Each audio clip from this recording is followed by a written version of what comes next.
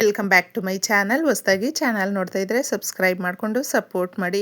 December 4ನೇ ತಾರೀಕು ಅತಿ ದೊಡ್ಡ ಅತಿ ಶಕ್ತಿ ಹೊಂದಿರುವಂಥ ತುಂಬ ಅದ್ಭುತಗಳನ್ನು ತರುವಂಥ ವಿಶೇಷವಾದ ಪೌರ್ಣಮಿ ಅಂದ ತಕ್ಷಣ ತುಂಬ ಜನಕ್ಕೆ ಒಂದು ಖುಷಿ ಇರುತ್ತೆ. ಯಾಕಂದರೆ ಏನಾದರೂ ಪರಿಹಾರಗಳನ್ನು ನಾವು ಮಾಡಿಕೊಂಡಾಗ ನಮ್ಮ ಸಮಸ್ಯೆಗಳು ಬಗೆಹರಿಬಹುದು ಅಂತ. ಇನ್ನೂ ಕೆಲವೊಬ್ಬರಿಗೆ ಪೌರ್ಣಮಿ ಅಂದಾಗ ಮನಸ್ಸಿಗೆ ಸಮಾಧಾನ ಇರೋದಿಲ್ಲ. ಯಾಕಂದರೆ ಚಂದ್ರನು ಬಂದು ಮನಸ್ಸಿನ ಕಾರಕ, ನಮ್ಮ ಮನಸ್ಸನ್ನು ತನ್ನ ಹತೋಟಿಗೆ ತೆಗೆದುಕೊಳ್ತಾನೆ. ತುಂಬ ಜನಕ್ಕೆ ಒಂದು ಡಿಸಿಷನ್ ತಗೊಳ್ಬೇಕು ಅಂದರೂ ನಮ್ಮ ಮನಸ್ಥಿತಿ ಯಾವ ರೀತಿ ಇರುತ್ತೆ ನೋಡಿ, ಅದರ ಮೇಲೆ ನಿಂತಿರುತ್ತೆ. ಅದಕ್ಕೆ ಯಾವಾಗಲೂ ಅಷ್ಟೇ ಮನಸ್ಸಿನ ಕಾರಕ ಚಂದ್ರನು ಅಂದಾಗ ಪೌರ್ಣಮಿಯ ದಿನಗಳಲ್ಲಿ ಬೇಡದೇ ಇರುವಂಥ ವಿಷಯಗಳ ಬಗ್ಗೆ ಜಾಸ್ತಿ ಗಮನ ಹರಿಸ್ತೀವಿ. ಬ್ಲ್ಯಾಕ್ ಮ್ಯಾಜಿಕ್ ಅಂತ ಏನು ಹೇಳ್ತೀವಿ ನೋಡಿ, ಕಪ್ಪು ನೆರಳು, ಆ ಕಡೆ ತುಂಬಾ ಮನಸ್ಸು ಸೆಳೆತ ಹೇಳ್ಕೊಂಡು ಹೋಗ್ತಾ ಇರುತ್ತೆ. ನೆಗೆಟಿವೇ ಜಾಸ್ತಿ ಮನಸ್ಸಿಗೆ ಬರುವಂತೆ ಮಾಡುತ್ತೆ. ತುಂಬ ಜನಕ್ಕೆ ಒಂದು ಏನಾದರೂ ಸಮಸ್ಯೆಗಳನ್ನು ನಾವು ಎದುರಿಸ್ಕೊಳ್ಳೋದಕ್ಕಾಗೋದಿಲ್ಲ, ಆತ್ಮಹತ್ಯೆ ಮಾಡ್ಕೊಳ್ತಾರೆ ನೋಡಿ. ಅದು ಎಲ್ಲವೂ ಕೂಡ ಈ ರೀತಿಯ ದಿನಗಳಲ್ಲೇ. ಅದಕ್ಕೆ ಮನಸ್ಸನ್ನು ನಮ್ಮ ಹತೋಟಿಯಲ್ಲಿ ಇಟ್ಕೊಳ್ಳೋದಕ್ಕೆ, ಒಳ್ಳೆ ಆಲೋಚನೆ ಬರೋದಕ್ಕೆ ನೋಡಿ, ಚಂದ್ರನು ಬರೀ ಈ ಕೆಟ್ಟ ಕೆಲಸಗಳನ್ನು ಮಾಡಿಸ್ತಾನೆ ಅಂತ ನಾವು ಅಂದ್ಕೊಳ್ತೀವಿ. ಅಂದರೆ ಮನಸ್ಸು ಆ ರೀತಿ ಬರುತ್ತೆ ಅಂತ. ಆ ಥರ ಬಂದರೂ ಅದಕ್ಕೆ ಒಳ್ಳೆಯ ಆಲೋಚನೆಗಳನ್ನು ಡಿಸಿಷನ್ ಮೇಕರಾಗಿ ನಿಂತ್ಕೊಳ್ಳೋದಕ್ಕೂ ಕೂಡ ಚಂದ್ರನೇ ಒಂದು ಕೆಲಸ ಮಾಡುವಂಥದ್ದು.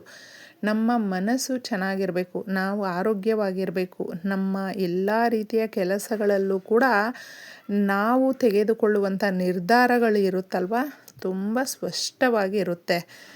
ಇದನ್ನು ತುಂಬ ಓದುವಂಥ ಮಕ್ಕಳಿರ್ತಾರಲ್ವ, ಕಾಂಪಿಟೇಟಿವ್ ಎಕ್ಸಾಮ್ಸನ್ನು ಅಟೆಂಡ್ ಮಾಡಿರುವಂಥವರು, ಮಾಡ್ತಾ ಇರುವಂಥವರು, ಗೌರ್ಮೆಂಟ್ ಕೆಲಸಕ್ಕಾಗಿ ಅಥವಾ ಲೈಫಲ್ಲಿ ತುಂಬ ನೊಂದು ಬಿಟ್ಟಿದ್ದೀವಿ, ನಮ್ಮ ಮನಸ್ಸು ಯಾಕೋ ನಮಗೆ ನಮ್ಮ ಹತೋಟಿಗೆ ಸಿಗ್ತಾ ಇಲ್ಲ ಅನ್ನುವಂಥವರು ತಪ್ಪದೆ, ಯಾವುದೇ ಮನಸ್ಥಿತಿ ಇರಲಿ ಸ್ನೇಹಿತರೆ, ಪೌರ್ಣಮಿಯ ದಿನ ಒಂದು ಲೋಟ ಹಾಲನ್ನು, ಸ್ವಲ್ಪ ಅಕ್ಕಿಯನ್ನು ಅದರಲ್ಲಿ ಹಾಕಿಬಿಟ್ಟಿದ್ದೆ ಚಂದ್ರದೇವನಿಗೆ ಸಮರ್ಪಿಸಿ ಓಂ ಚಂದ್ರದೇವಾಯ ನಮಃ ಅಂತ ಹೇಳ್ಕೊಳ್ಳಿ. ನಿಮಗೆ ಎಷ್ಟು ಸಮಯ ಸಿಗುತ್ತೋ ಅಷ್ಟು ಬಾರಿ ನೀವು ಹೇಳ್ಕೊಳ್ಳೋದ್ರಿಂದ ಆ ದಿನ ಎಷ್ಟು ಚೆನ್ನಾಗಿರುತ್ತೆ ಅಂದರೆ, ಇನ್ನು ಮುಂದೆ ಬರುವಂಥ ದಿನಗಳು ಕೂಡ ನೀವು ಅಷ್ಟೇ ಆರೋಗ್ಯವಂತರಾಗಿರ್ತೀರ. ನಿಮ್ಮ ಆಲೋಚನೆಗಳು ಕೂಡ ಅಷ್ಟೇ ಆರೋಗ್ಯಯುತವಾಗಿರುತ್ತೆ.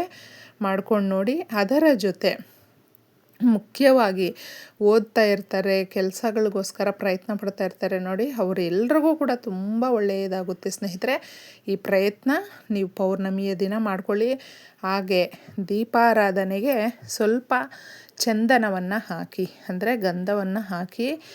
ಮನಸ್ಸು ತುಂಬಾ ಒಂದು ಸ್ಥಿಮಿತದಲ್ಲಿ ಇರುತ್ತೆ, ನಮ್ಮ ಕಂಟ್ರೋಲಲ್ಲಿರುತ್ತೆ. ಮನೆಯಲ್ಲಿ ಜಗಳಗಳಾಗೋದಿಲ್ಲ, ಮನಸ್ತಾಪಗಳು ಬರೋದಿಲ್ಲ. ತುಂಬ ಆನಂದವಾಗಿ, ಖುಷಿಯಾಗಿ, ಹ್ಯಾಪಿಯಾಗಿ ಇರ್ತೀವಿ. ಇನ್ನು ನಮ್ಮ ಮನೆಯಲ್ಲಿ ಸದಾ ಕಾಲ ಅಷ್ಟೈಶ್ವರ್ಯಗಳು ಇರಬೇಕು, ಭೋಗ ಭಾಗ್ಯಗಳನ್ನು ನಾವು, ನಮ್ಮ ಮಕ್ಕಳು ಎಲ್ಲರೂ ಕೂಡ ಪಡ್ಕೊಳ್ಬೇಕು ಅನ್ನುವಂಥವರು ಅಕ್ಕಿ ಡಬ್ಬದಲ್ಲಿ ಈ ವಸ್ತುಗಳನ್ನು ಇಡಿ. ಅಕ್ಕಿ ಡಬ್ಬದಲ್ಲಿ ನಾವು ಇವುಗಳನ್ನು ಇಡೋದ್ರಿಂದ ನಮ್ಮ ಜೀವನ ಅಷ್ಟು ಚೆನ್ನಾಗಾಗುತ್ತಾ ಅನ್ನೋದು ಕೆಲವೊಬ್ಬರಿಗೆ ಅನ್ನಿಸ್ಬಹುದು. ಅನ್ನಪೂರ್ಣೇಶ್ವರಿಯ ಅನುಗ್ರಹ ಅನ್ನೋದಿದ್ದರೆ ನೋಡಿ, ಈ ಶ್ರೀ ಮಹಾಲಕ್ಷ್ಮಿ ತಾನಾಗೆ ಒಲ್ದು ಬರ್ತಾಳೆ ಸ್ನೇಹಿತರೆ. ಅದಕ್ಕೆ ಇದನ್ನು ನಿಮ್ಮ ಮನೆಯ ಅಕ್ಕಿ ಡಬ್ಬದಲ್ಲಿ ಇಡಿ. ಒಂದು ಕೆಂಪು ಬಟ್ಟೆಯನ್ನು ಸ್ವಲ್ಪ ಚಿಕ್ಕದಾಗೆ ತಗೊಳ್ಳಿ. ಅದಕ್ಕೆ ತುಳಸಿ ದಳಗಳನ್ನು ಸ್ವಲ್ಪ ಇಡಬೇಕು. ಅದನ್ನು ನೀವು ನಿಮ್ಮ ಮನೆಯ ಹತ್ತಿರನೇ ಇಟ್ಕೊಂಡಿರ್ತೀರಲ್ವ, ಪೂಜೆಗೆ ಬಳಸುವಂಥದ್ದು ಬೇಡ, ಬೇರೆ ತಗೊಂಡಿದ್ದೆ ಅದನ್ನು ನೀವು ಇದ್ರ ಒಳಗಡೆ ಇಟ್ಟು ಈ ಪರಿಹಾರವನ್ನು ಮಾಡ್ಕೊಳ್ಬೇಕಾದ್ರೆ ಸಂಧ್ಯಾ ಸಮಯದಲ್ಲಿ ಮಾಡ್ಕೊಳ್ಳಿ. ಸಂಧ್ಯಾ ಸಮಯ ಅನ್ನೋದು ತುಂಬಾ ಒಂದು ಪ್ರಾಶಸ್ತ್ಯವಾಗಿರುತ್ತೆ. ನಮಗೆ ಶ್ರೀ ಮಹಾಲಕ್ಷ್ಮಿಯ ಅದೃಷ್ಟ ಒಲಿದು ಬರುತ್ತೆ ಸ್ನೇಹಿತರೆ. ಈ ವಸ್ತುಗಳೇ ಆ ರೀತಿ ಇದೆ. ಕವಡೆ 2 ಹಾಕಬೇಕು ಸ್ನೇಹಿತರೆ. ಇದು ಎಲ್ಲರ ಮನೆಯಲ್ಲೂ ಪೂಜೆಗೆ ಇಟ್ಕೊಂಡಿರ್ತೀವಿ. ಅಕಸ್ಮಾತ್ ಇಲ್ಲ ಅಂತ ಹೇಳಿದ್ರೆ ನೀವು ಗ್ರಂಥಿಗೆ ಅಂಗಡಿನಲ್ಲಿ ತಗೊಳ್ಬಹುದು. ಅರಿಶಿಣದ ಕೊಂಬು 3 ಇಡಿ. ಇದರಲ್ಲಿ ಅರಿಶಿಣದ ಕೊಂಬು ಅನ್ನುವಂಥದ್ದು ನಮಗೆ ಗುರುವಿನ ಆಶೀರ್ವಾದ ಸಿಗುತ್ತೆ. ಗುರುಬಲ ಮನುಷ್ಯನಿಗೆ ತುಂಬಾ ಮುಖ್ಯವಾಗಿರುವಂಥದ್ದು. ಗುರುವಿನ ಆಶೀರ್ವಾದ ಹೊಂದಿದ್ರೆ ಆರೋಗ್ಯ, ಕೆಲಸ, ನಮ್ಮ ಮದುವೆ ಸೆಟ್ ಆಗಲಿಲ್ಲ ಅಂದರೆ ಮದುವೆ, ಕೆಲಸ ಸಿಕ್ಕಿದೆ ಅಂತ ಹೇಳಿದ್ರೆ ಒಳ್ಳೆ ಸಂಬಳ, ಒಳ್ಳೆ ಬಿಸ್ನೆಸ್ ಎಲ್ಲವೂ ಪಡ್ಕೊಳ್ಬಹುದು.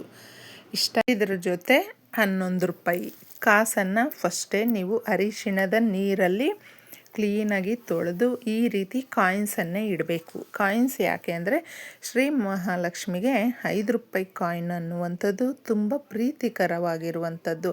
ಸಮಸ್ಯೆಗಳನ್ನು ಬಗೆಹರಿಸೋದಕ್ಕೆ, ದುಡ್ಡು ಕಾಸನ್ನು ನಮ್ಮ ಕಡೆ ಸೆಳೆದುಕೊಂಡು ಬರೋದಕ್ಕೆ, ಅನ್ನಪೂರ್ಣೇಶ್ವರಿಯ ಪೂರ್ತಿ ಕೃಪಾ ಕಟಾಕ್ಷ ನಮಗೆ ಸಿಗೋದಕ್ಕೆ. ಅನ್ನಪೂರ್ಣೇಶ್ವರಿ ಯಾರ ಮನೆಯಲ್ಲಿ ಇರುತ್ತೋ ಅವ್ರಿಗೆ ದರಿದ್ರ ಅನ್ನೋದು ಇರೋದಿಲ್ಲ, ದೂರ ಆಗುತ್ತೆ. ಸಮಸ್ಯೆಗಳು ದೂರ ಆಗಿ ಸುಖ ಸಂತೋಷ ಅನ್ನೋದು ಮನೆಯಲ್ಲಿ ಚೆನ್ನಾಗಿ ನೆಲೆಸುತ್ತೆ. ಯಾರೇ ಬರಲಿ ನಮ್ಮ ಮನೆಗೆ, ಎಷ್ಟೊತ್ತಿಗೆ ಬರಲಿ, ಎಲ್ಲರೂ ಕೂಡ ಹೊಟ್ಟೆ ತುಂಬ ತಿಂದು ಹೋಗಬೇಕು. 4-6 ಜನ ಅಪ್ಪ ಇವ್ರ ಮನೆಗೆ ಹೋಗಿ ಬಂದ್ವಿ, ಎಷ್ಟು ಚೆನ್ನಾಗಿ ತಿಂದು ನಾವು ಬರುವವರೆಗೂ ಕೂಡ ನಮ್ಮನ್ನು ಅಷ್ಟು ಯೋಗಕ್ಷೇಮ ಕೇಳಿಕೊಂಡ್ರು, ಚೆನ್ನಾಗಿ ಅವರು ನಡೆಸ್ಕೊಂಡ್ರು ಅಂತ ಹೇಳ್ತಾರೆ. ಆ ಥರ ಪ್ರತಿದಿನ ನಮ್ಮ ಮನೆಯಲ್ಲಿ ಈ ರೀತಿ ಅನ್ನಪೂರ್ಣೇಶ್ವರಿ ಇರ್ತಾಳೆ ಸ್ನೇಹಿತರೆ.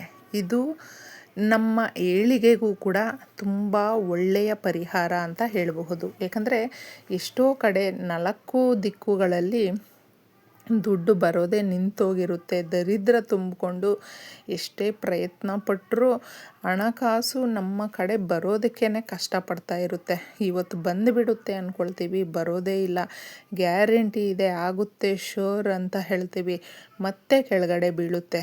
ಈ ಥರ ಎಲ್ಲ ಇದ್ದಾಗ ಈ ಪರಿಹಾರಗಳು ನಾವು ಮಾಡುವಂಥ ಪೌರ್ಣಮಿಯ ದಿನ ತುಂಬ ಶಕ್ತಿ ಹೊಂದಿರೋದ್ರಿಂದ ಬಹಳ ಒಳ್ಳೆಯದಾಗುತ್ತೆ. ಇಷ್ಟು ಗಂಟನ್ನು ನೀವು ಕಟ್ಟಬೇಕು ಸ್ನೇಹಿತರೆ. ಕಟ್ಟಿಬಿಟ್ಟು ನಿಮ್ಮ ದೇವರ ಮನೆಯಲ್ಲಿ ಗಂಟನ್ನು ಇಟ್ಟು ಧೂಪವನ್ನು ತೋರಿಸ್ಬೇಕು. ಸಂಕಲ್ಪ ಮಾಡಿಕೊಂಡು ಅನ್ನಪೂರ್ಣೇಶ್ವರಿ ಮಾತೆ ನಮ್ಮ ಮನೆಯಲ್ಲಿ ಸದಾಕಾಲ ನೆಲೆಸಮ್ಮ ಅಂತ ಕೇಳಿಕೊಂಡು ಸಂಕಲ್ಪ ಮಾಡಿಕೊಂಡಿದ್ದೆ ಈ ಗಂಟನ್ನು ನಮ್ಮ ಮನೆಯ ಅಕ್ಕಿ ಡಬ್ಬದಲ್ಲಿ ಇಡಬೇಕು. ಈ ಥರ ಇಟ್ಟಾಗ ಒಂದೊಂದೇ ಸಮಸ್ಯೆಗಳು ದೂರ ಆಗಿ ಆ ಒಂದು ಕೋರಿಕೆ ಕೇಳ್ಕೊಂಡಿರ್ತೀವಿ.